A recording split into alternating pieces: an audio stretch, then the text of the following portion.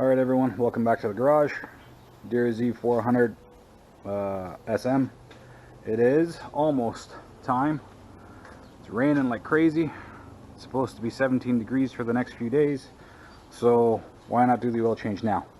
I've already had the bike out around the block just kind of really quickly to get the oil warmed up. One of the things I do is I unscrew that top oil filler. Things you're going to need for this is filters, obviously. These are all 10 mil bolts. Your crankcase bolt, which is underneath the exhaust, here is a 12, and then going further down here is a 12 mil. So you need 10, 12, and 14. You obviously need a filter, an O-ring that sits on the inside, and then another smaller O-ring that's on the back of the filter. I'm going to get those, and we're going to start this oil change off. This is a 2007. They've been making this, Suzuki's been making the same bike since 2000, so it's 20 years of the exact same bike, same motor, same carburetor, everything's damn near the same. So there's a million parts. There's also probably another million oil change videos out there, but whatever. What else am I going to do? Alright, let's get started. Alright, I realized I told you the tools that you'll need. I didn't tell you the parts. You'll need a Suzuki, is that showing up? Suzuki oil filter.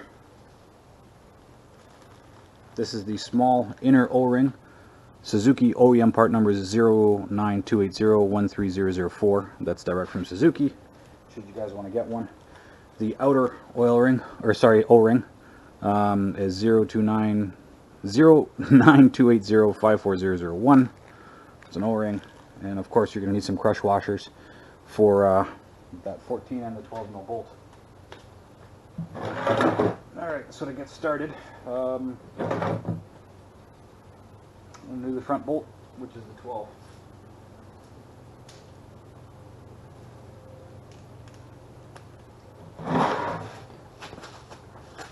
Is this showing up?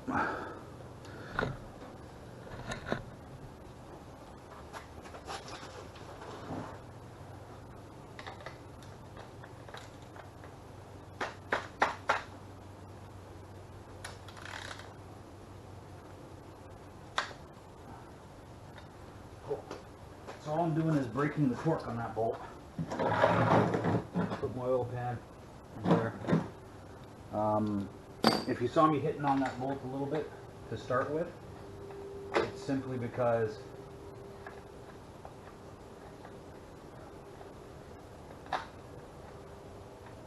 whoever it is that's done the oil changes on this bike before, this is a used bike for me anyways, whoever's done the oil changes on this bike before, they've rounded that bolt a little bit. I'll show it to you in a second.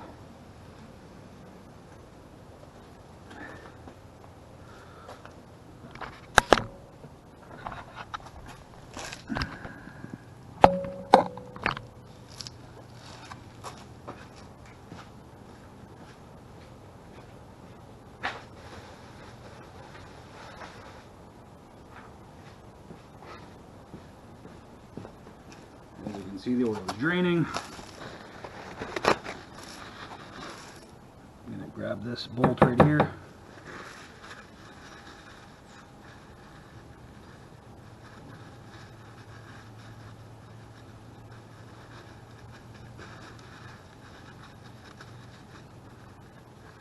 There you go. So I don't know if that's going to show up, but the bolt is slightly rounded. So I'm going to look at possibly a replacement bolt for this. There's also a crush washer that's on there. This is a copper crush washer. The copper ones, from what I understand, are actually not bad and they last a little bit longer. So people will reuse them. This is a new bike to me. I just bought it at the end of the season, last season, and I think it was October or November. And I basically brought it to the house and it got stored almost immediately, so I didn't do an oil change at the end of the season, and I just kind of left it. I just topped up the tank and pulled the battery out, and that was really the essence of what I did with this bike. Now, some people, once this gets to a point where it's just kind of dripping or it's almost empty kind of thing like that, they'll actually put the bolt back in. I don't know, do whatever you want. I'm not going to do that. So our next bolt now is going to be underneath, and that's our 14.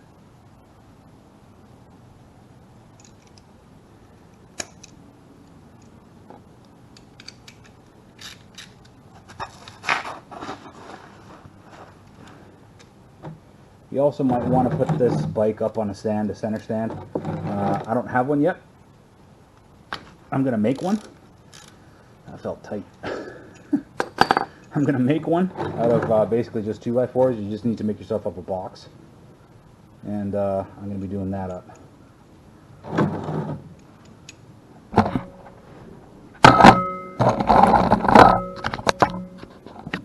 So this is the rear bolt here. Sorry for all the noise.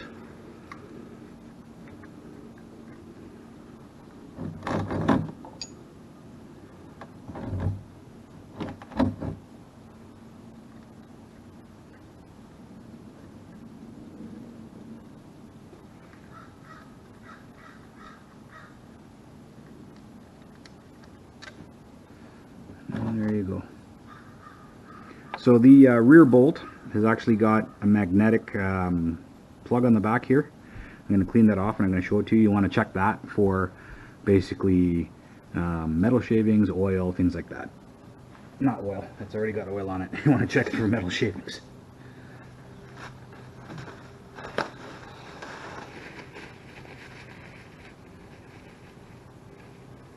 So I'm just drying it off here, and it's pretty clean, which I would expect to be expected for this type of bike, for the plain fact of it's a 2007, it's 2020, so obviously friggin' if there's any shavings or anything else like that, they would have been happening within the first few oil changes. So again, the previous owner, or maybe the shop or wherever it is that he went to, used the copper crush washers on these. I have the replacement crush washers here. I'm going to be using those instead. I'm going to suggest that every time you do an oil change or anything on your bike, you use brand new parts, always replacement parts. I mean, all those crush washers, the O-rings, everything else cost me about maybe 20 bucks, and I grabbed 4 stacks of them, so it's not like they're expensive. Alright, next up, I'll do the side.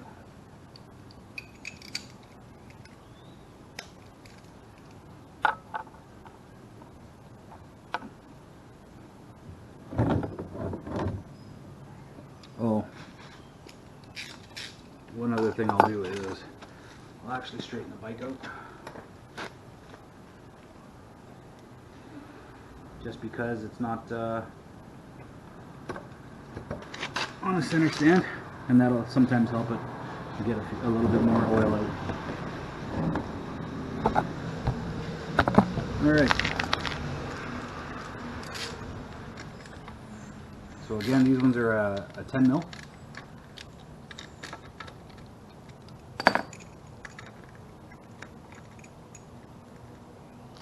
I'll always do the bottom one first, like that.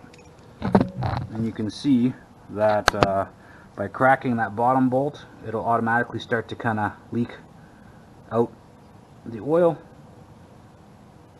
and it just kind of stops you from getting that big gush. It's when that O-ring seal kind of breaks.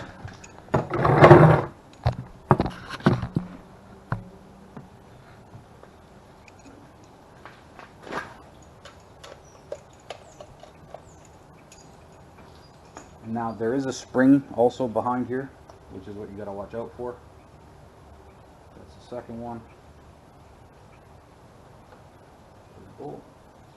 So when you take this off, you want to be somewhat gentle when you pull it, because when you do pull it off, as you can see right there, there's a spring. And in this case too, another thing that we have to pay attention for is you can see the O-ring got left actually right here. You got to make sure you pull that off, because if you're not paying attention to something like that, and then you put an O-ring in here, and then you don't know that this O-ring is stuck on there, and you try to put it together, if you don't notice it, you'll end up with an oil leak. Alright.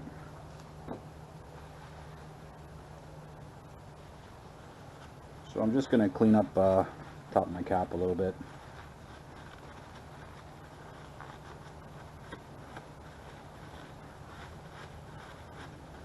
I don't know if, especially if, you know, it's not your bike, or if you're trying to help somebody out with something. Alright, sorry y'all. I ended up getting a quick interruption there. So to restart where I was basically saying that you got to watch out for the ring here. It's more common on cars, I think. It's anytime I've been working on cars, I think I've only ever seen it a very, very few, limited amount of times. But it does happen. So this filter now has got to come out. Sometimes it can be tricky if you don't have fingernails. But there you go.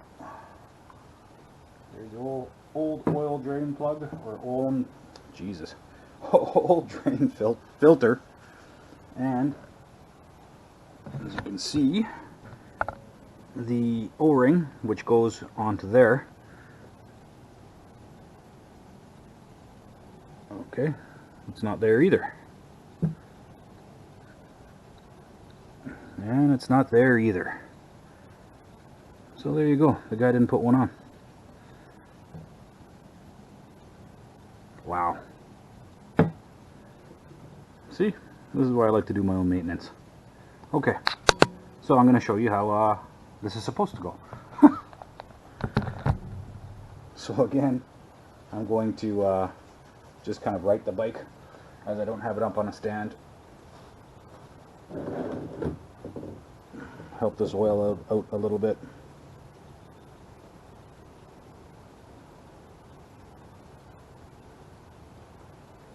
I got both hands on the bike. If you're basically just looking at the engine right now, I apologize. Again, I am not a professional YouTuber. So what I'm going to do to just kind of help this out is I'm just going to get some paper towel in there.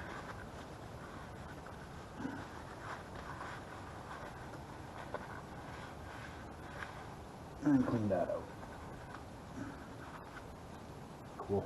I'm happy with that. So again, that's the inside. I've got all three of my drain bolts out, or my two drain bolts, and then my oil filter out.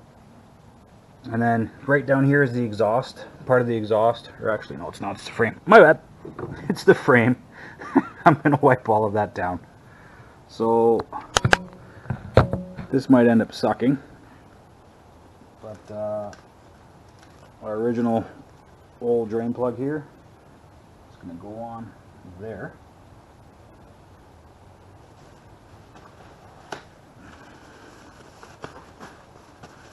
Alright, so I've actually put the O-ring where it's supposed to be, which is back there, which wasn't back there. The new filter, which is right here. There's something called priming a filter, which is if a filter were to sit like that, you would put oil into the top, let it fill to the top of where it is, and then the filter itself would kind of absorb it, and that helps on restart. Some bikes like a Honda Goldwing, basically if you don't prime it, you can get like a low fuel light or a low oil light or something like that, and it can be a little bit of a weird thing. So the filter itself basically just sits into that hole. It's pretty foolproof.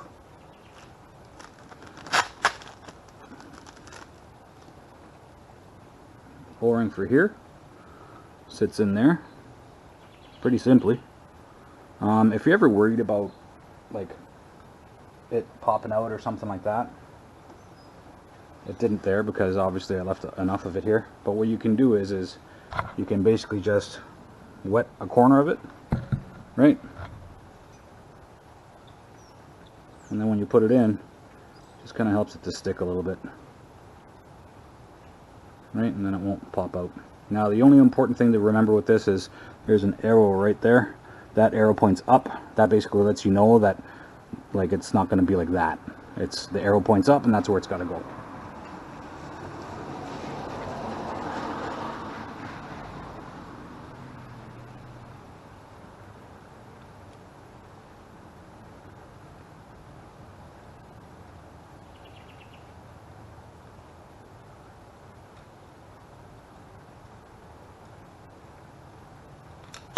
Of course.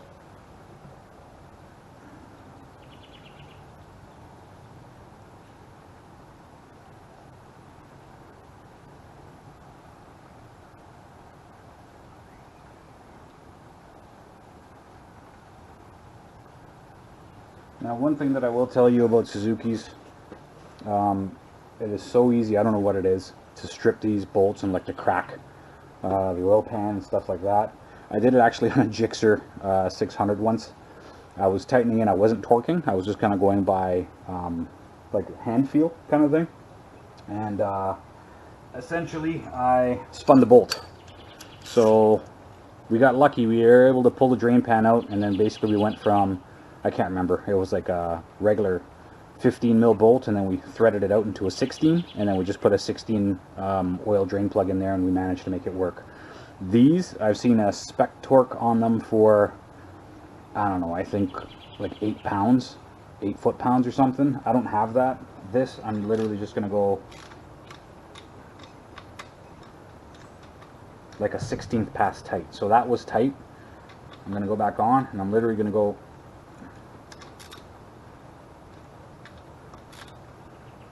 that's it. That's all I'm doing for that.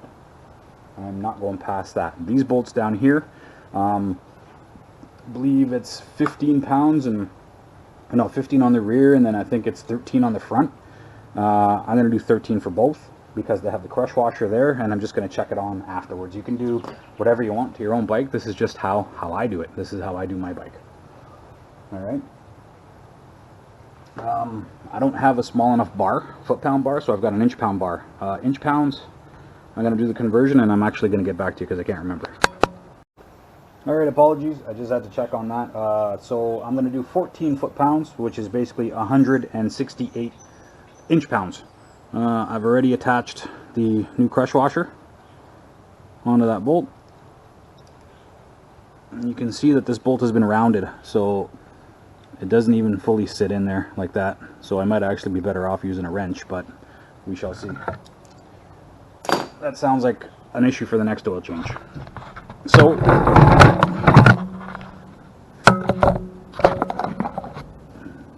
hopefully that's working.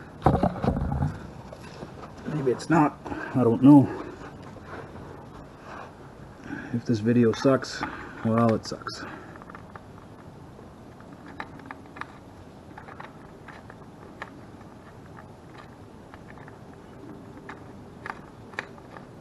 So I'm just threading that in, kind of hand tight.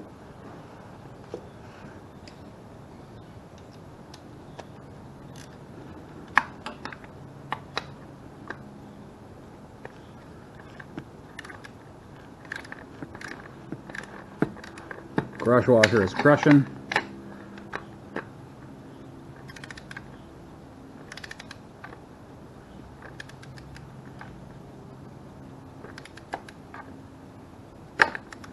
And it just spun. So I've got to keep quite a lot of pressure on this. There you go. And that's my 14 pounds.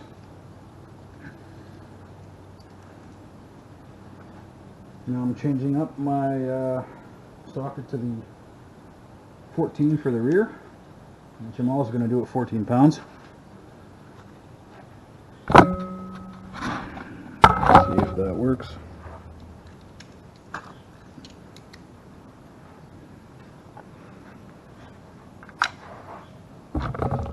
Trying to do this on camera really sucks. So you're probably just looking at my wrist.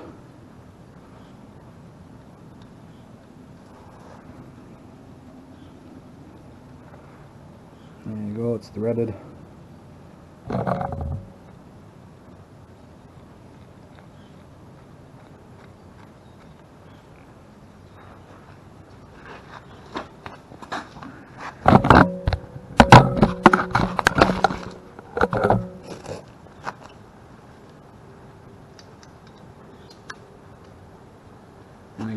doing this at 14.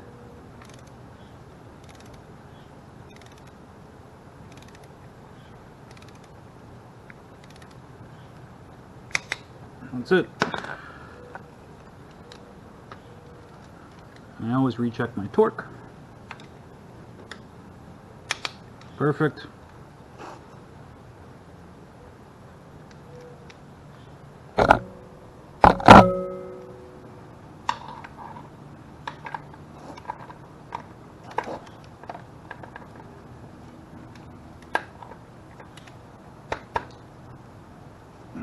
Cool.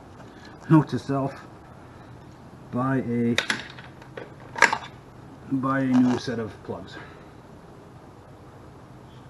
All right. So again, I know of some people that say that I think these are 8 pounds. I'm not going to do that. Right here on the bike, can't really see it. Maybe you can. Right there. It actually says 1,700 mils, meaning 1,700 milliliters of oil. I don't know what that works out to in quarts for Americans, but you can see that that's actually fairly a small oil inlet. So